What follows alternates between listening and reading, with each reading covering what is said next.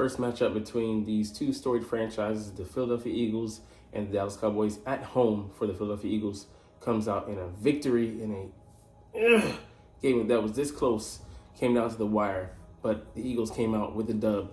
And also, they set the Cowboys back a little bit with certain things, but really, we're going to go over the game and look at some of the key players and as well the general flow of the game, how it went, where things could have went differently, and who won, lost, and what needs to be better. What's up? It's your boy Centron. Come back at you with another analysis video, and I kid you not, that's my real name. 28-23, the final score. Dallas drops to 5-3. The Eagles move on to 8-1, going to have their bye, and then the Giants are going to be on next up on the Cowboys slate, and you expect them to go out and win that game handily, as they do with mediocre teams, teams that don't have a winning record. All three of their losses, one's come to a middling back asswards Cardinals team, but the other two to the Philadelphia Eagles and San Francisco 49ers in games that they've been beaten by the elites of the NFC. But let's dive into this one. So the opening drive of the game, the Eagles come out and score. Dallas goes 3 and out. So that was good for us to have the momentum. We mixed up the run and the pass, but then after that, we got really unbalanced, focusing primarily on the pass game. Dak, he settled in after that, came out and scored a touchdown. They did score. They were leading the game. After that, we were playing catch up. They led 17 to 14 at the half, getting that field goal, 51-yarder. The rookies playing stellar this year. He's still perfect on the year. He did have one that doinked, into the and through the uprights, but still went in. They were able to take advantage of things on offense. And just be honest here, the passive style that the Eagles play with on defense, we're giving them, just yards. Okay, you can have this, and it's the opposite of aggressiveness that we showed in the Miami game against the league's best offense. We could show that, yet we struggle to contain this offense. It's all about the philosophy, and I don't think it's Sean Desai-led. I think it's coming from Nick Sirianni. That's the way he wants us to play, and until they remedy that, we're just going to be a team that is going to let teams run up and down the field on us offensively. And then, we're going to try to play tight in spots, chiefly the red zone. We held them to 3-5. We were 3-3, which was, the the game essentially coming down to it. You see the Cowboys only scored 6 second half points. We shut them out of the end zone for the rest of the game. But we had an explosion in the third quarter, getting back to, guess what, the run game.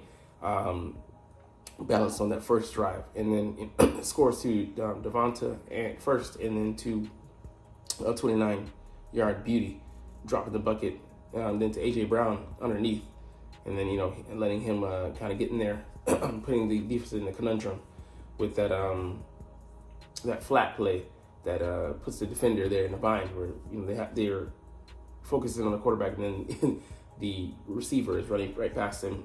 They're playing catch-up, trailing position. So, and then us being able to hold them out at the end of the game, miraculously, because we imploded. Penalties. We'll get into some of the offenders later, but it was just rookies. It was veterans, secondary. It was D linemen. It was like everybody came in together. When we had guys go down, we lost a guy, man. That might be that is a big part of our offense. I think he might be out for some time, if not for the season. At least for the regular season. He might be on the mend. We'll see if he can put him on the IR callback. But let's dive into the Cowboys players first. Dak Prescott, he came out and did what he needed to do as far as executing for the most part. But he's 29-44 for 374, so that shows you that the explosive numbers were there.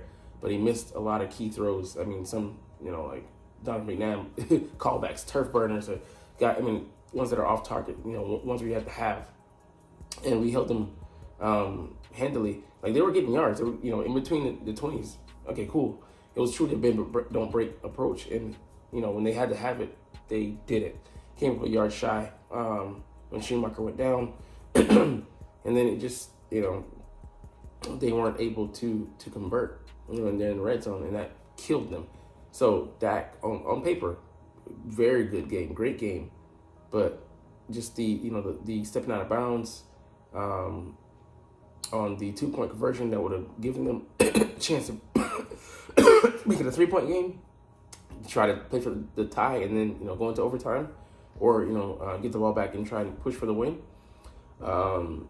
That wasn't available to them. Not just some of the throws, I mean, he's got to tell Mike McCarthy, I'm ace. They're lighting up, with this receiver here. We got to stick with that guy. They're trying to spread it around just for the, sake of meritocracy. And it turned out to bite them. You go with, the hand that's jumping, But Tony Pollard, decent, but in the grand scheme of things, it was inconsequential. Had some, first downs. Yeah, sure. He looked like the old Pollard, sure, but they didn't really stick with the run game. I mean, as the Eagles didn't either. They were feeling the pressure as passing affair, and they kind of abandoned it. And not saying it made things easier because they were just lighting us up, but it didn't really help take time off the clock. They did have some sustained drives, yeah, sure, but it wasn't a true slow down the pace of the game because they were playing from behind, so that helped out with that effort. That he took off running a couple times, man. He got lit up though. My boy lit his up helicopter style. Rico Dotto 2 for 8, so I mean inconsequential. And Turpin had 1 for 0. This guy here, I mean, I don't see him as a number one because they who he goes up against. Even on the first drive, it was unsuccessful, but they had a matchup against Reed Blankenship, incomplete. But from there on, your boy balled out. Targeted against mostly linebackers and secondary guys. I mean, guys that are like third or fourth stringers, slot guys. Sidney Brown, he was killing him. He was killing Eli Ricks when they put Slay on him. Yeah, shut down City, but that would compromise our defensive alignments and what we can call as far as coverage wise. So didn't stick too long, but just to slow the bleeding a little bit. 16 targets, and like John McMullen said, he should have got more because he was their weapon. Jake Ferguson also was, and he was killing us in the passing game. Don't know who all was in coverage. I see, but whoever they put, they couldn't really stop him. Put, safeties on him. Put, I think maybe bigger corners on him. Definitely linebackers, weren't going to get the job done. So should have targeted him a little bit more. Jalen Tolbert, he popped off for a little bit, but, you're targeting him on the last drive of the game. And, when you got to have it, I wouldn't have gone there. Michael Gallup had a couple drops. I want to say more than that, but it was maybe that one, maybe, I guess, key drop, but it felt like more than that. But yeah, really inconsequential. Tony Pollard, outlet on a couple plays, got like maybe 5 or 6 yards, but inconsequential. Brandon Cooks, nothing really doing. Turpin, he had a touchdown, but that, he's a threat, but they use him more to threaten the defense more than anything. This guy, I think he's a fullback. This guy had 1 reception for 0 yards, and people saying it was contacted. Like you get there at the same time, it's a bang bang blank. If you slow it down, you can see that. But yeah, they're allowed as long as they don't, they can have the hand on the back or whatever. DBs do that all the time, especially as long as they don't, and they're not impeding the pass specifically. Rest let them play. I like that. That's at the end. He lost a fumble, I think. It's inconsequential. Turnover doesn't really matter. They forced some fumbles. Sack strip by Sam Williams. We were fortunate to get it back. I think it popped right out of Jalen's hands, and he fortunately got it back. I was like, what the that was fortuitous. We got lucky bounces. That's just part of the game. Opportunity. They were able to take advantage when luck meets preparation. They were fully prepared for that. So, Malik Hooker, I forget where he forced the fumble, but it might have been on Swift. I think so. Deron Bland, for all the talk, they didn't shut down him and Stephon Gilmore, they were getting grabby. Then he had like a pass interference called on him. Yeah, as well as on Stephon Gilmore. I think they do miss digs, but I don't think he would have been able to shut down AJ either. So it's not that he shut us down. It's just we didn't go to him when we should have, and we tried to when we shouldn't have. But the defense, they didn't really. Marcus Parsons, congratulations on your first full sack against us, and he shared one with another guy, but it didn't really impact the game. And they were saying they were holding him all. No, there was one that I saw that was missed. That was blatant. Yeah, that was a bad call. But this game was not won on the back of penalties. It was more of ineptitude, because that last drive by the Cowboys, where you got to have it, they came up small, short. Historically accurate, according to the last 28 years. But their line didn't really do too much. I'd love to look at the film room and see how many pressures they got, but I don't think it was that many, to be honest. Compared to previous weeks, which I think maybe one of our guys did a good job. We'll get to him, but special teams game, they were killing us at times, man. Kevontae Turpin, some good returns, 48-yarder. Rico Dowdle had a nice return on a kickoff.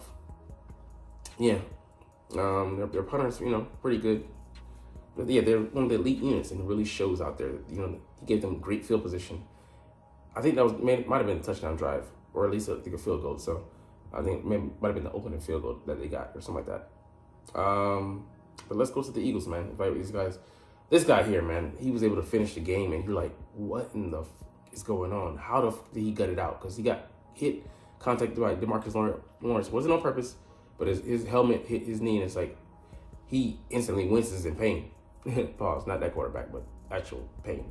And then he walks it off, tries to walk it off, and it's time to dwindling down, and we're going into halftime. And he just jogs out into the into the tunnel. But you're like, is he gonna be able to come out and play? And he comes out, leads us on 2 scoring drives in the third quarter, the dominant quarter for us. We took over, and it's just like, man, this guy just doesn't know how to lose. Like going up against winning teams, and he's like 11-0 or 9-0, something like that, crazy. But we're again 8-1, again back-to-back years, and he's one of the youngest quarterbacks to do that. I know, like it's crazy. Like Jalen Hurts is just official, bro.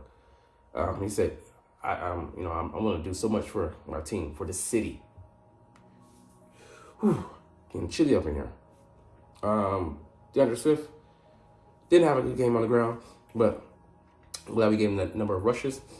Try to stay consistent to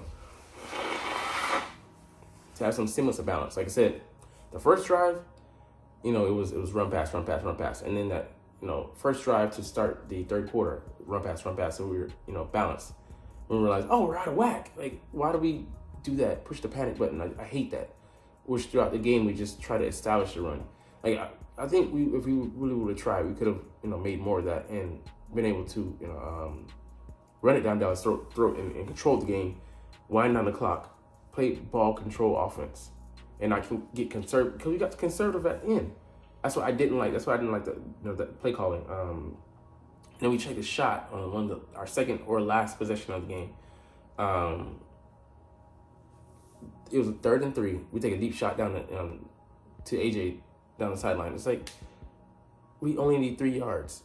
Run it, then touch push, and keep the clock going. And we don't give them a chance at the end of the game. And then we gave them another chance going 3 and out. Like I get it there. They force turnovers on defense, but you can't play small. That's gonna come in to bite us in the ass, later in the season. But Jalen Hurts, he got it out. He had a couple of scrambles, like 2 that I noticed that just were big for us. Got significant yardage, and he slid on some others. But yeah, he played an overall good game, man. Kenny Gainwell, limited snaps, 3 for 22 on that initial drive. He had the 12-yard rush, flips into the end zone. It was kind of like I told you so moment, because Nick started. He was like, all right, he's gonna talk about later that he stands behind this guy, believes in this guy. Cool. But Rashad Penny actually got some work too. Third quarter, had like a 6-yard gain, and then had a 2-yard gain. So average for it. But they were like, I said 2 yard. Like, hey, well, we got to pull him. Like, the guy shows that he can do it. He can. He's not washed up. But all I can say is that I believe we're just conserving him for later on in the year because, I mean, he looks fine. And he looks like he could be the hammer that we need to nail these motherfuckers down with.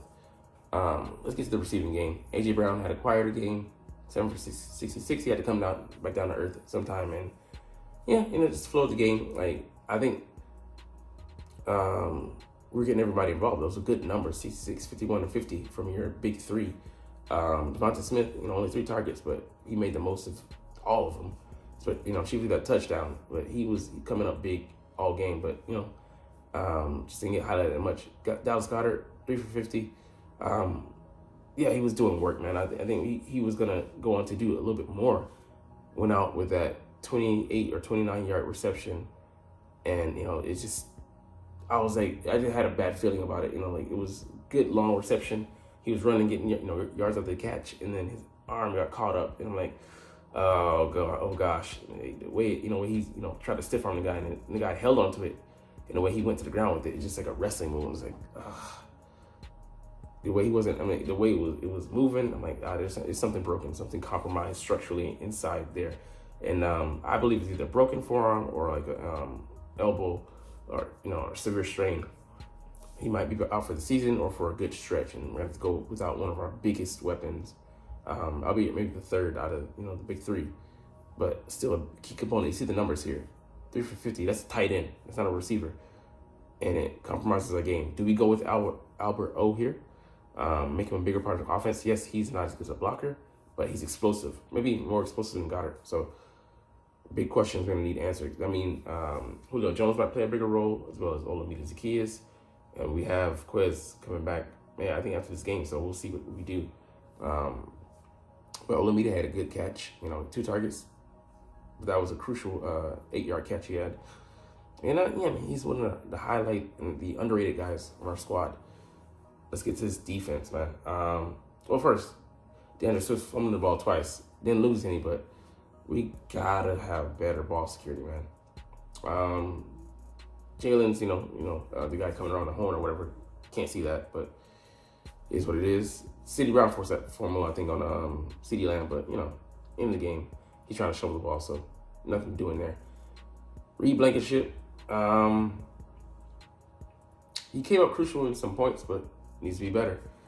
And this is another game I'm just not going to blame our secondary. I'm going to put it on the coaching.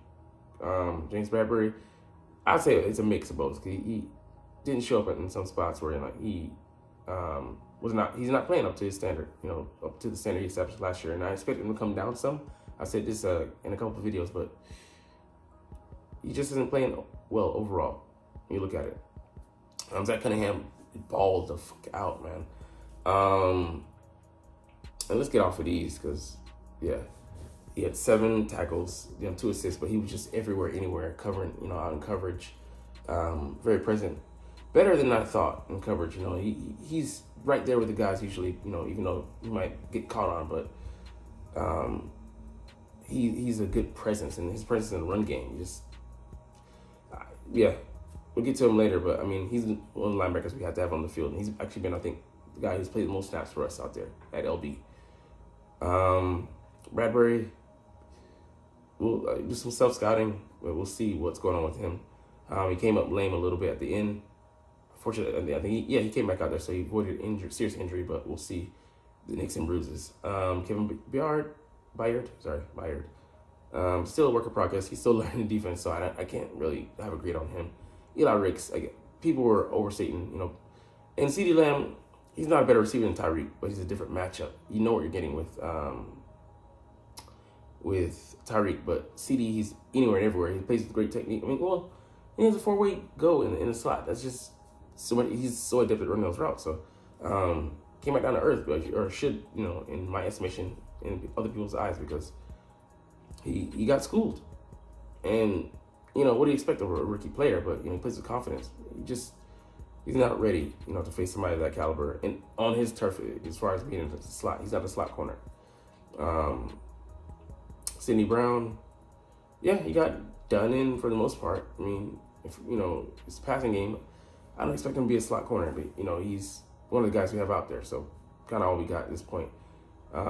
He's doing the best he can, but it's more of just like it's a guaranteed catch, and then might be some yak yards. He's still a rookie, so we'll see if he can develop in that frame if we need him to be. But looking for him to be more of a big dime than a pure pass coverage guy. Sorry, that sack came at a decent point. We weren't able to build on it sadly, but he was bringing it. Yeah, I love that they switched him around all game. Looking for the weak points, putting him more on Tyron Smith. Maybe he was revitalized in this game. Darius Slay had a better game. I think he was maybe the best DB in the bunch. And yeah, I wish he could travel more, but like I said, that compromised our defense. Josh Sweat, sack, he was just everywhere. They put him on the right side. He took he gave Steele some abuse as well. Steele was just getting to work. Jalen Carter, decent inside push and won some plays, but he was getting a good lesson from Zach Martin, an All-Pro, and it shows in the step up in competition. Jordan Davis didn't really notice him, but I know he was out there battling, limited by that hamstring. Kobe Dean, man, I'm not gonna come down harshly on him, but he went out with an injury. But I think we played better after he went out, and it just no shade to him, but he just needs experience, and he's not there yet. So the instincts and all that stuff, they're not spot on, for the not spot on, but he's not where he was at Georgia yet. So like it'll flash, for one or two plays, but it's not consistent yet, and we need consistency. So I think Morrow's a better play. And I think he played, solidly out there. Nicholas Morrow did. Brandon Graham coming in crucial. The vet coming in with a sack and a half.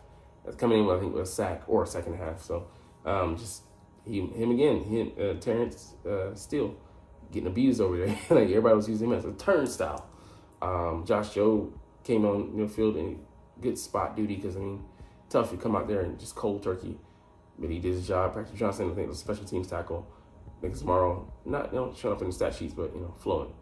Keely Ringo, man, it was that face mask on him from Rashawn Evans that got us that 15-yarder, and I think maybe the first drive or second drive that got us to the 40. One of the special teams errors for them, they did have an error. The kicker kicked it out of bounds, and they had that penalty that had us starting at the 40 both times. So, hey, appreciate it.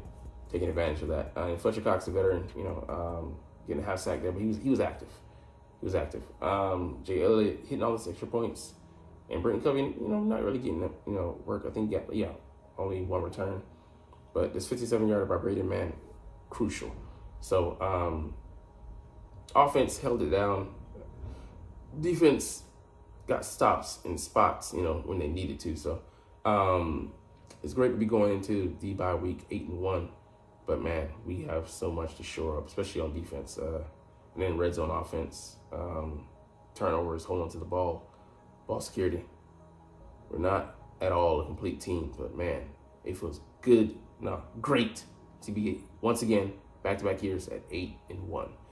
And with that, we're going to get up out of here. Dallas Goedert, yeah, man, hopefully we can find out more tomorrow, and then we'll do the snap analysis. But you're not even watching, though. But it's all good because I love talking about the Eagles and love making these videos. So we're getting up out of here. Longer video, but you're not here. So as always, it's Fly Eagles Fly, and let's motherfucking go. Like, comment, share, subscribe.